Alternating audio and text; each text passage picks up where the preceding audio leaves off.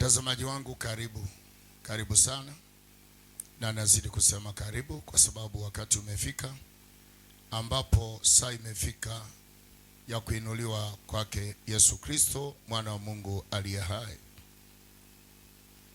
Kwa hivyo nilisema tangu hapa awali ya kwamba nitakuja kwa ibada tuongee pamoja na mtu wa Mungu pale nyumbani. Kwa hivyo nimekuja kusema karibu sana, karibu zaidi. Na ningependa kujua jinsi ambavyo naweza kuongelesha wanadamu, kwa sababu mara nyingi ni kwamba naishi katika neema, nikiuliza Mungu ni jambo gani ambalo anaweza kutenda katika maisha. Kumbuka nimewaarifu na kuambia tangu hapa awali ya kwamba majina yangu naitwa Ken Asheri, na jinsi ambavyo ilivyo ningependa kujulisha ni vizuri unapotazama kipindi cha EGTM TV uelewe EGTM TV ni kanisa ya kiroho, kanisa ambayo inaamini ndoto, inaamini unabii, inaamini kuna neno la Bwana liko hai. Tunaamini Yesu Kristo mwana wa Mungu, tunaamini kuna mbingu tutaenda baada ya maisha haya.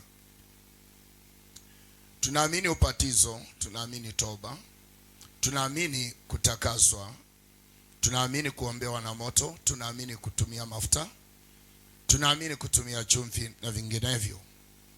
Na tunaamini kumtolea Mungu sadaka, tunaamini kumtolea Mungu dhabihu, na tunaamini kutolea Mungu fungu la 10. Tunaamini hayo yote, na zaidi sana tunaamini ya kwamba tumngoje Yesu Kristo atakuja. Nikisema kwamba tumngoje mwana wa Adamu yuaja. Nilikuwa katika roho mchana, Roho Mtakatifu akaninenea mambo mazito. Roho Mungu akaniambia kwamba wanadamu wanafaa kupokea toba na utakaso.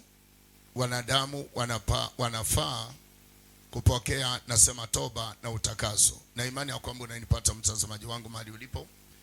Na nikasema kwamba toba na utakaso inalingana vile ulivyo. Nikasema kwamba nitakuja kuzungumzia kuhusu mambo ya utakaso. Mambo ya nini? Utakaso. Utakaso unategemea vile ambavyo unahitaji kutakasika. Watu wengi bado wamefungwa katika vikwazo vya ulimwengu. Watu wengi wamefungwa katika maisha kwa sababu hawajafanya nini? Hawajatakaswa. Kwa hivyo utakaso ni njia moja ya kufanyika upya. Utakaso ni njia moja ya kufanyika upya. Utakaso, ukiwa katika utakaso, njia moja ya kufanyika upya, maana yake ni njia moja ya kusamehewa dhambi. Kama hujasamehewa dhambi, ni njia moja ya kufanya nini? Kusamehewa dhambi. Kwa hivyo unaposamehewa dhambi, unakubalika kama mwana wa Mungu kwa sababu umetakasika. Maana kutakasika ni vile ambavyo Waisraeli waliambiwa ya kwamba mukatakasike. Mukatakasike kwa imani moja, mukatakasike. Nitakusomea kitabu cha Waibrania mlango wa 1 mstari wa 3. Maandiko yanasema hivi: mwana ni mng'ao wa utukufu wa Mungu na mfano halisi wa nafsi yake, akivihifadhi vitu vyote kwa neno lake lenye uweza. Akisha kufanya utakaso kwa ajili ya dhambi, aliketi mkono wa kuume wa aliye mkuu huko mbinguni. Kwa hivyo alifanyika bora kuliko malaika, kama jina alilorithi lilivyo bora kuliko lao. Kwa maana ni malaika yupi ambaye wakati wowote Mungu alipata kumwambia wewe ni mwanangu, leo nimekuzaa, au tena mimi nitakuwa baba yake naye atakuwa mwanangu. Kidogo niangalie ufunuo wa Yesu Kristo. Nilikuwa na tafakari kuja kwa mwana wa Adamu, nikakuta katika maono ya kiroho Yesu alikuwepo. Hata dunia ikiumbwa, Yesu mwana wa Mungu alikuwepo. Na wakati nilikuwa na tafakari habari ya mwana wa Mungu, Yesu alikuwepo pamoja na Baba mbinguni, lakini si mbingu. Wakati dunia Mungu aliumba kwa neno, na ilikuwa dunia iliyokuwa tupu. Dunia yenyewe sijui ilikuwa inakalikaje, sijui ilikuwa inafananaje, kwa sababu nafuatana maandiko dunia ilikuwepo. Ndipo Mungu akatenga mbingu na dunia. Sasa hapo ndio mbingu na dunia vilitengana. Ikawa dunia ikuwe chini na mbingu ikuwe juu. Then kukawa ya kwamba nchi itakuwaje bila maji. Sijui vile Mungu alifikiria lazima tuwe na maji. I don't know. Mambo ya Mungu ni makubwa. Mungu akasema na tuwe na maji, kwa maana kulikuwa na maji sana. Alianza kuumba maji, na alipoumba maji dunia yote ilikuwa maji. So akajua ya kwamba katika hiyo maji akawaumba wanyama. Maji ndio ya kwanza kuumbika kuliko nchi kavu. Alipoumba maji akaweka wanyama. Unajua kuna wanyama kama nyangumi wana miaka mingi kuliko mwanadamu, maana hao ndio wanyama wa baharini walianza kuumbika. Hao ndio wanyama wa kwanza Mungu kuwaumba.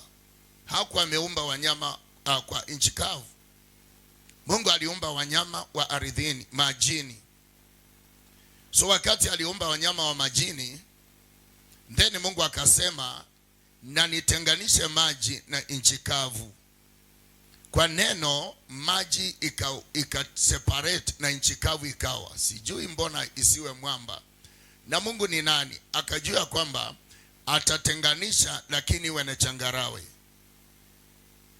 Then lakini wakati huu maji ilikuwa inafika kule mbinguni. Hizi milima mnaona zilikuanga ndani mwa maji. Yaani hata hakuna mito mnaona zote ni kwa sababu ya maji. Wakati aliseparate yalipita akipasua mito ili ya kwamba yakusanyike yaende mahali pamoja kwa neno la Mungu. Lakini mbingu ilikuwa maji ilikuwa inafika huko juu. So wakati Mungu alisema hivyo, ndio maji yakateremka kwa mabonde, yakaacha milima na yakaacha nchi kavu. Na wanyama wa majini wakaenda na maji, maana aliwaambia wataishi majini.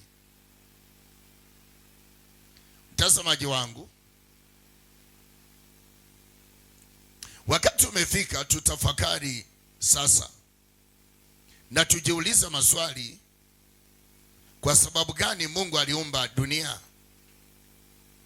Mungu alipenda kuumba dunia akae mahali ambapo anaweza mwenyewe. Ni imagine alikuwa peke yake. Yaani sielewi vile nitafafanua. Mungu alikuwa peke yake, lakini anaishi peke yake. Na akamuumba huyo ambaye anaitwa Roho Mtakatifu. Alipomuumba Roho Mtakatifu na akaumba roho mwingine ambaye alikuwa mtakatifu. So Roho Watakatifu walikuwa wawili ambao walikuwa wanamsaidia Mungu, na akawapa mamlaka. Roho Mtakatifu akamwambia aende atulize bahari. Kumbe bahari ingekuwa inatembea. Roho Mtakatifu, na ndio nasikia watu mpaka wa sasa wanasema kuna spirit zinakaa baharini. Roho Mtakatifu alienda akatulia juu ya bahari. Wakati alitulia juu ya bahari, basi ikawa ya kwamba ako close sana kwa Mungu. Aliyokuwa karibu sana na Mungu si Roho Mtakatifu, ni huyu roho wa pili, ambaye katika uelewa wangu wa kiroho Mungu alimpenda sana. So akawa yeye ndiye anaweza linda nchi kavu, ambaye anaitwa yule ambaye ni Yuda, ambaye ni pepo ibilisi, yani ibilisi. So hili pepo ibilisi lilikuwa linakaa kwa nchi kavu. Unajua, nikikueleza ukweli, hili neno mnalotumia ibilisi, ibilisi ni neno lililokuwepo tu tangu wakati alikuwa malaika mzuri. So alikuwa malaika, then akaongezewa ibilisi. Ni kama naitwa Kennedy mwizi. So wakati ibilisi, wakati yule malaika alipigana na Mungu sana, kwa maana Mungu alikuwa amejiumbia malaika wengine wa kusupport hizi roho. So vita vikao vikali, anataka sehemu kubwa, maana yeye ndiye alikuwa analinda, anatunza hazina zote na ufalme wote wa Mungu, na huyu roho mwingine alikuwa ametulia juu ya maji. So malaika walikuwepo waliokuwa wanalinda, wanashughulika kama watumwa wa Mungu. Aliumba malaika. Wakati Mungu aliumba malaika, walikuwa wanatumikia Mungu. Kwa hivyo huyu roho ambaye anaitwa ibilisi alikuwa very close kwa Mungu. That's when unasikia kwamba alichukua mamlaka ya Mungu akidai ameenda na yote. Akachukua vifunguo, akachukua kila hazina. Na ndio wakati vita vilianza, malaika walikasirika.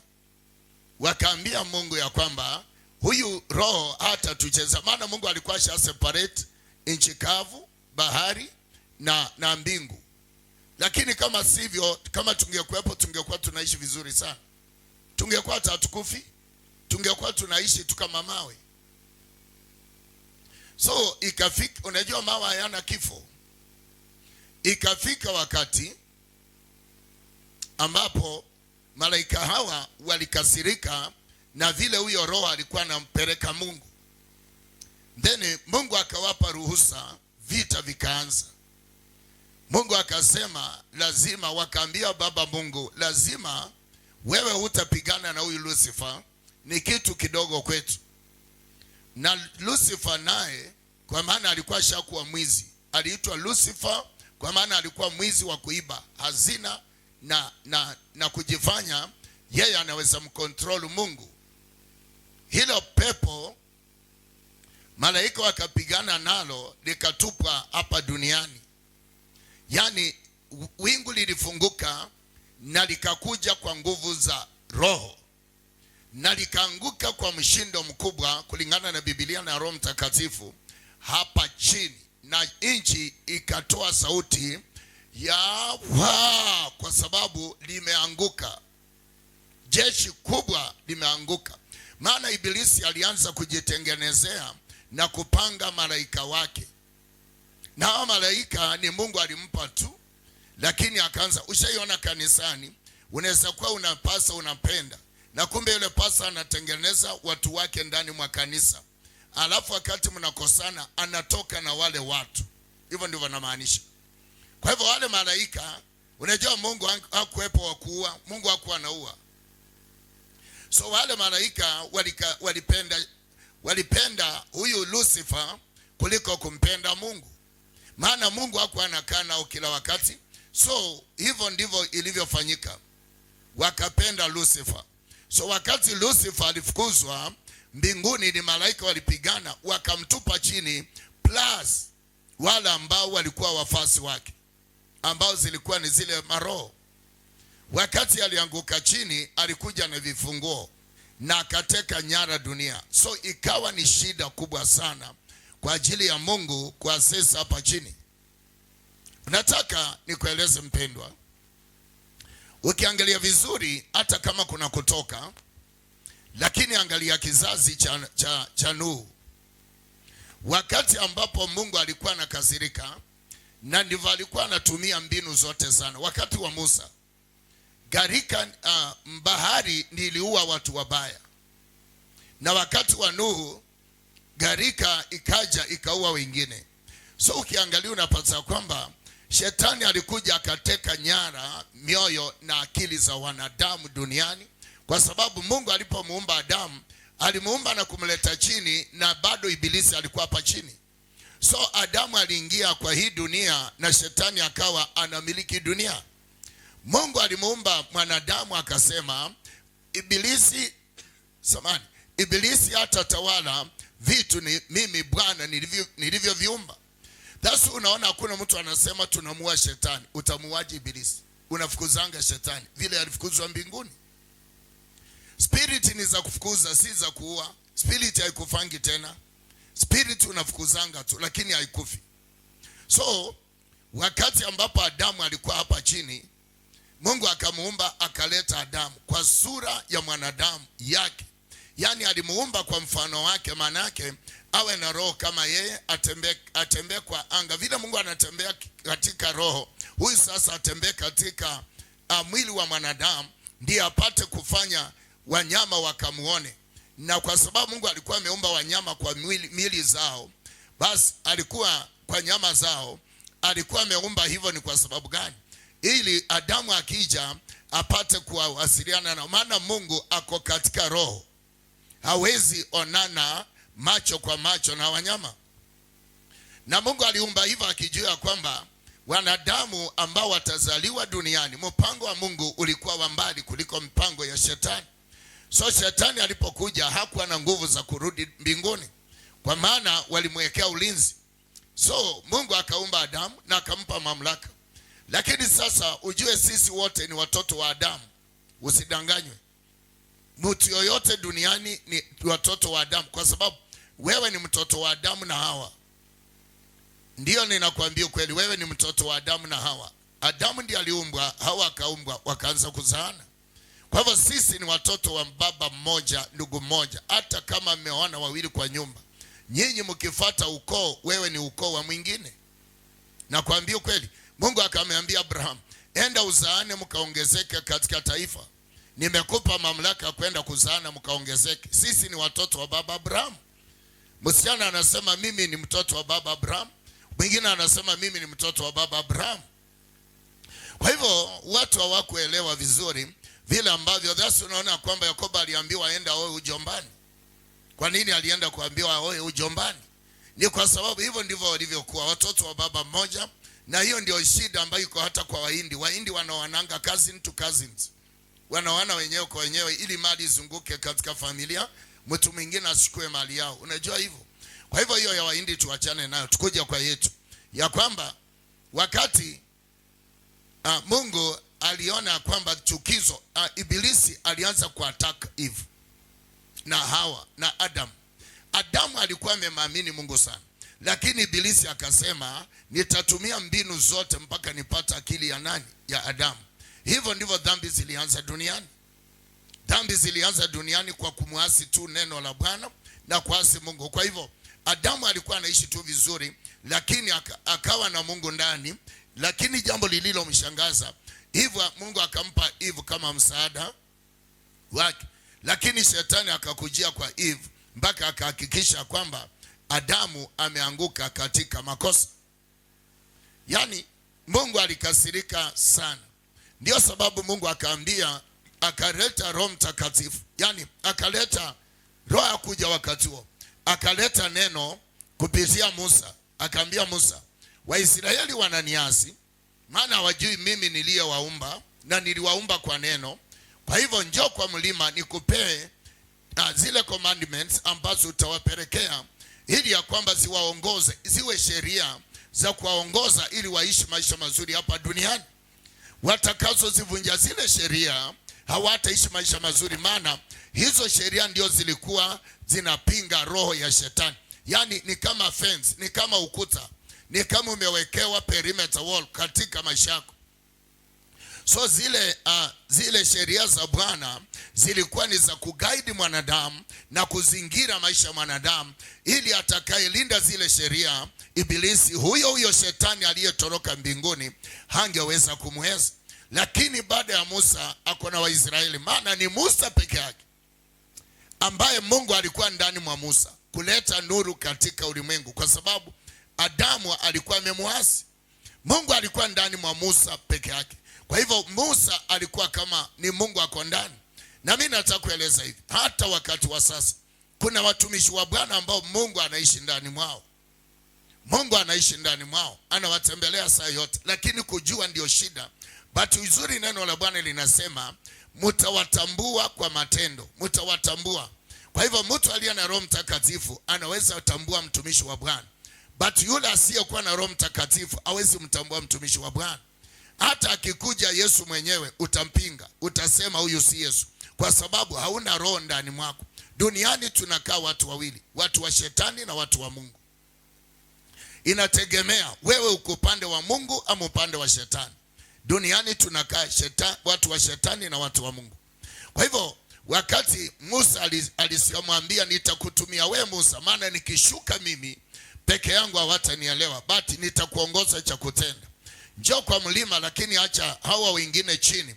Kidogo tu Musa amewaacha akina Caleb, akina Harun, wanaambia Waisraeli sasa, kwa sababu Musa amekawia kurudi, basi tutengeneze tuchome hizi ushanga zetu za dhahabu, tutengeneze ndama ya kwenda kuabudu.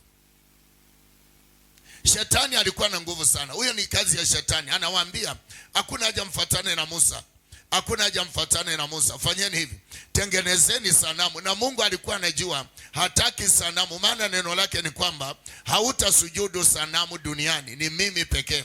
Na shetani akasema basi nitakuonyesha hapa duniani ya kwamba nina wafasi ambao wananisikiliza na ni watu wako. Kwa hivyo nakosa kuelewa kwa nini Caleb na Harun walibadilika na kina Mariam, wakaambia Waisraeli wakatengeneze sanamu, watumie mikono zao kuchonga zile dhahabu na kutengeneza zile sanamu. Mungu akalia akiwa mbinguni.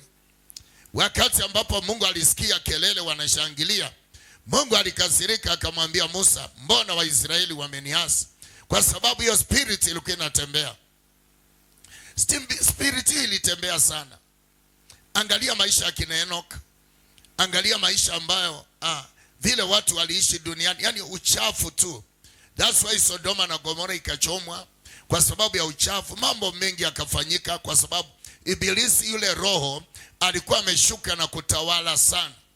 Alikuwa ameshuka na kuteka anga kila mahali. Kwa hivyo Ibilisi alitaka kuonyesha Mungu ya kwamba ana uwezo zaidi. Shetani alitaka kuonyesha Mungu ya kwamba alikuja na mamlaka. Kwa hivyo ila akili ya kuambia watu wafanye kitu waabudu, ndio hiyo anaita kifunguo. Amen. Ndio hiyo inaitwa kifunguo. Hii akili ya kuambia watu ya kwamba utaabudu sanamu, utaabudu, utaenda kanisani, ni akili ambayo inasemekana alishuka na ufunguo. Lakini wakati ambapo hakuna mengi sana, historia hiyo ni kubwa, lakini inaenda kwa ufupi, ni maana masaa yangu ndiyo haya. Kwa hivyo nataka kusema hivi, unisikilize. Wakati ambapo Ibilisi alikuja na ufunguo, alichallenge, aliconvince mpaka Waisraeli wakatengeneza sanamu mbele za kina Harun na kina Caleb na wakaisujudu. Mungu akakasirika. That's why mtumishi Musa alipiga ile mbao chini, akakasirika, akasikia uchungu sana. Mtumishi Musa alisikia uchungu sana, akalia hadi Mungu akamwambia basi nimesikia, maana bado shetani, wewe una makosa, Waisraeli hawana makosa, ni kwa sababu Ibilisi alichukua ufunguo. Mungu alidhani ya kwamba Musa ndiye anaweza nyang'anya shetani ufunguo. Kumbe haiwezekani hivyo, watoto wa Mungu, kwa sababu ilikuwa mpaka atoke juu. Maana walikuwa wanasema huyu Musa tunamjua. Number 2, huyu Musa tunamuelewa. Number 3, huyu Musa hana roho, hakuwa na roho. Ndipo Mungu mbinguni alikuwa anakasirika na Yesu anahuzunikia dunia. Basi wakati mambo yalizidi sana mazito, Mungu akasema nimeangamiza dunia kwa gharika. Ukumbuke hivyo, hiyo ndiyo ilikuwa ya mwisho. Nimeangamiza dunia kwa gharika. Akamuita Yesu, akaita ile roho iliyotulia juu ya maji, maana ndio ile roho ilikuwa inaachilia gharika. Ile roho akaita yule roho, akamwambia kuja. Wakaja, wakaketi, wakaulizana maswali. Akamwambia, Mungu akamwambia, nataka kumaliza dunia yote kwa sababu wameniasi ya watu. Nataka nimalize yote. Lakini mwenye aliokoa dunia na akakuokoa na akaniokoa, ndio tunajivunia hii dunia. Nataka kuambia kwamba hata kama tunaishi miaka 5, nataka kuambia hivi, unisikilize. Ni kwa sababu ya neno moja Unisikilize vizuri, ni kwa sababu ya neno moja.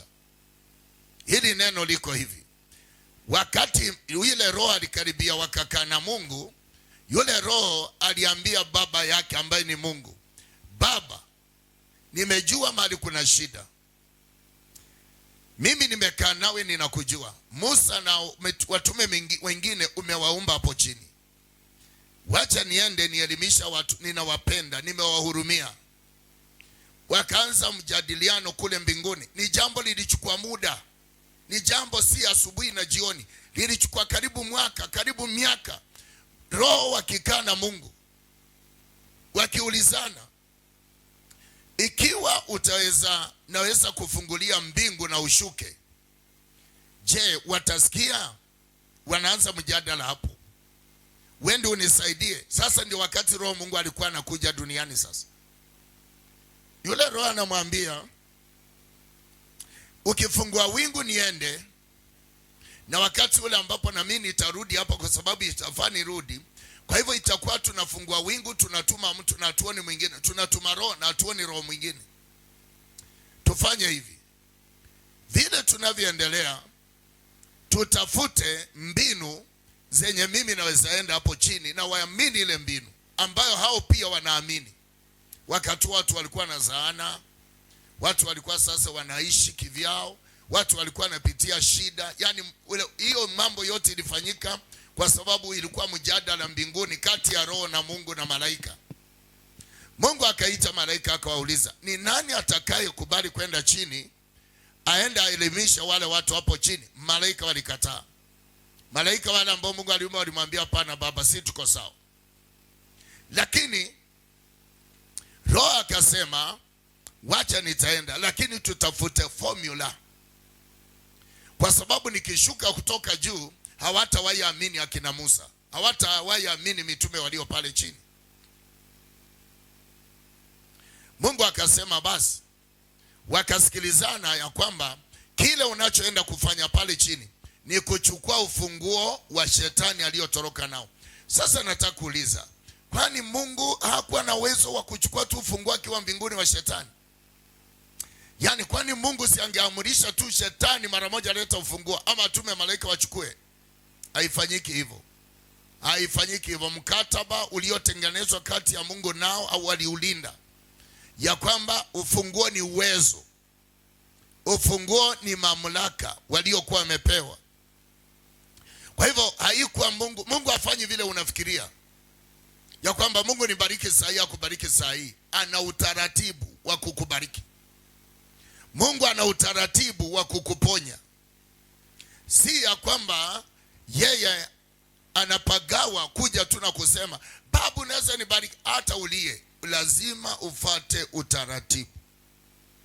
Hata umefika miaka 16 Kenya ama 17, wezi pata ID. Lazima ufikishe miaka, hata kama unajua kizungu na rarua vitabu na kula, mpaka ufikishe miaka 18.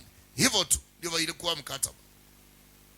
Hata kama wewe ni mtoto wa rais, ufikishe miaka 18 ndio upata ID. Why? Mkataba. So Mungu akamwambia Yesu na malaika, basi malaika hawa watakaa mbinguni, lakini wewe roho utaenda. Na wakaangalia, wakachunguza, wakapata kwamba tukienda tupate mtu aliyekuwa ashajuana na wanaume, watasema huyu mtoto ni wa huyu mwanaume, kwa sababu hawataelewa. Lakini Mungu akaangalia, na sijui kwa nini ilikujia katika nyumba ya Daudi, katika mji wa Bethlehem ya Uyahudi. Hapo ndipo nashangaa, kwa sababu katika ukoo wa kina Joseph walikuwa maskini sana, na Joseph hakuwa na uwezo ya kwamba anaweza oa bibi. So watu walikuwa wanadharau Joseph, wakijua hakuna mwanamke anaweza kubali Joseph. Kumbe ni mpango wa Mungu. Mungu alipanga na roho mbinguni, wakasema tutamtafuta mtu katika ukoo ulio maskini, na ule ukoo ulio maskini wawe hao ndio wanamcha Mungu na wawe waaminifu, lakini hata wawe maskini. Mungu akawafanya tena wakuwe maskini.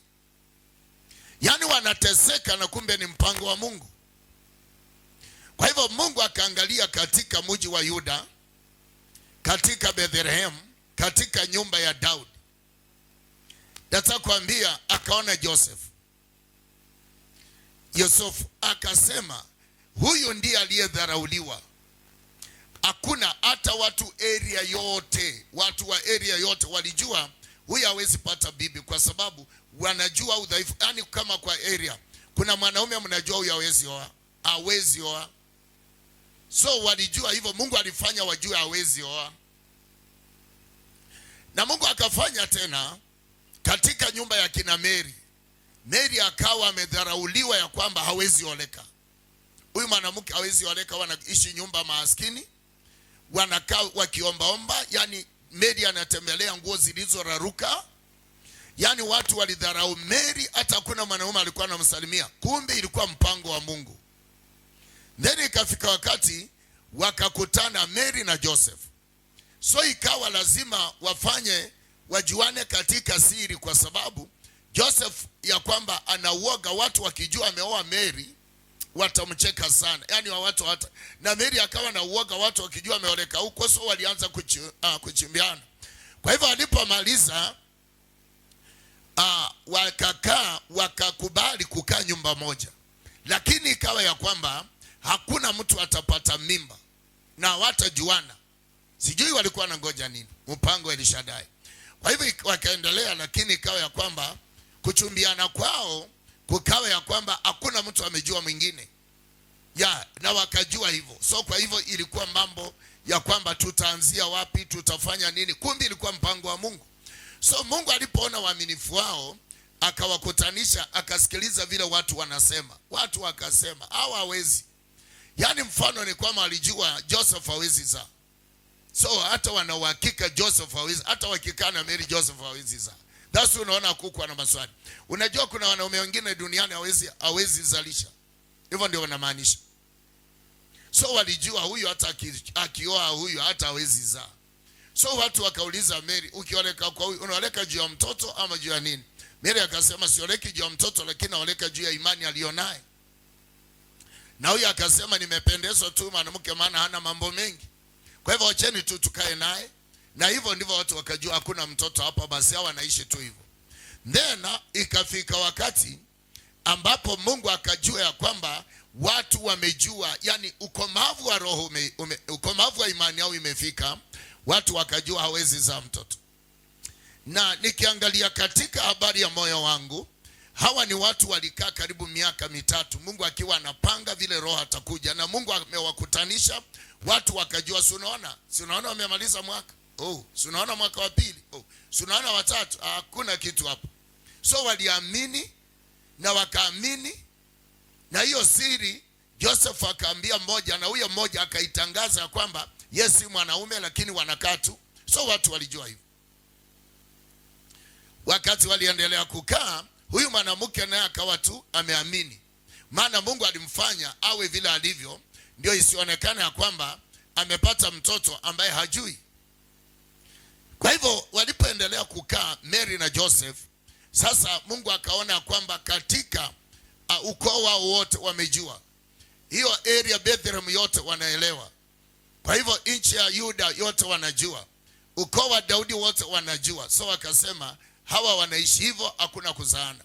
Sasa kilichoshangaza ni hiki. Kilichomaanishia watu ya kwamba ni mimba ya Roho Mtakatifu. So roho yule, roho si mtoto. Ni kitu walikuwa wanapanga mbinguni. Yule roho akaja akaingia ndani mwa tumbo la Mary bila kujua. Lakini Mary akawa anaomba sana. Na pia Yusufu akawa anaomba sana. So walikuwa watu wa uombezi sana. Walikuwa wanajikaza kwa ajili ya kuomba. Sasa ikaonekana aliambia Joseph, ni kama nina mimba. Ni Mungu alimwambia amwambie. Ndio Joseph akasirike aone, ndiye atangaze ama afanye nini. Akamwambia mimba. Utakuweje na mimba na si tunaishi hapa, hakuna watu karibu. na mimi unanijua niko na udhaifu. Sasa umetoa wapi leo? Unataka watu wasemaje?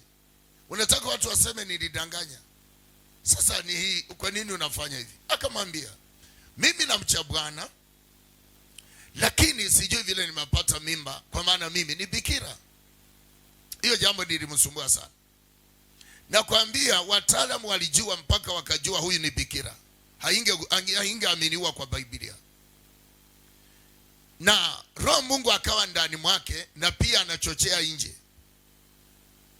Kwa hivyo ilikuwa shida kati ya Joseph na Mary kuishi nyumba moja, maana walikuwa wanakaa pamoja. So wakati Joseph usiku ulifika, alikasirika akasema, nimeanza kuona mimba inaonekana. Kumbe ulisema kweli, mimi ninaenda, afadhali niende kwetu, lakini hapa sikai. Uzuri ilikuwa usiku wa saa 2, kuna wanyama walikuanga wengi sana msituni. Yani walikuwa wanaishi kama msituni, si msitu ile forest kama ya Kaimosi, msitu ile miti midogo midogo tu, lakini wanyama walikuwa wakali. Mungu akaweka wanyama wakuwe wakali. Usiku ndio walikuwa wanatembea, mchana wanaenda kulala kwa vivuli. Mungu alikuwa anawatia mchana usingizi, lakini usiku wanatembea kwa sababu jua limetulia. Mungu ni nani? Alikuwa anawatia usingizi, wanachoka wanalala. Vile wanadamu Mungu bado anawatia usingizi. Saa hizi usiku haijafika, ikifika saa 5 utaanza kuona vituko. Hata ukijikaza unagonga kichwa. Yani Mungu amekufanya, mwili wako ametoa nguvu fulani mpaka unakuwa mjinga, unalala hata kwa kiti sababu mwili umechoka. Hivyo ndivyo wanyama walikuwa wanaishi kitambo, na mpaka wa sasa hivi. Hakuna porini simba anawinda usiku, wote wanaindananga mchana. Si rahisi sana usiku, si rahisi sana, maana uchovu na pia nao wanafaa kulala. Kwa hivyo Mungu alikuwa amewafanya usiku wanakuwa alert, ndio ili ya kwamba Joseph asitoroke Mary. Sasa Joseph akaambia Mary, mimi nataka kwenda kwetu. Joseph akafunga nguo zake. Kwa kizazi kipya, hiyo ndio divorce ilifanyikanga ya attempt kufanyika ya kwanza. Akaangalia nje, akakuta giza limetanda.